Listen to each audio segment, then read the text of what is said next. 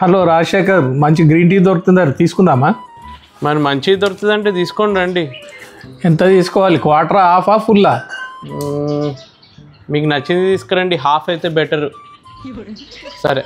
ప్రతిసారి నన్ను ఎడ్డిదాన్ని చేస్తున్నారు, ఈసారి అయితే రెడ్ హ్యాండెడ్గా పట్టేసుకుంటా. వా వా వా, నేను లేకుండానే పార్టీ చేసుకుంటున్నారా మామ? నువ్వు లేకుండా ఎట్లా రాజశేఖర్? నీ గురించే కదా తీసుకొచ్చింది గ్రీన్ టీ. నువ్వు ఎప్పుడు ఇస్తావా రెడ్ హ్యాండెడ్గా? ఎప్పుడు పట్టుకున్నావా అని చూస్తున్నా. తెచ్చింది హాఫ్ బాటిల్, మళ్ళీ ఇంకా మెడిసిన్ కవర్లో పెట్టి తీసుకొని వచ్చినావా? ప్లీజ్ తీయకు. ఏంది ఇది? Green tea. ఒక్కసారి అనుమానిస్తే ఓకే, ప్రతిసారి అనుమానిస్తే ఎట్లుంటుంది చెప్పు? నన్ను అనుమానించినావు ఓకే, మీ నాన్నను కూడా అనుమానిస్తావా?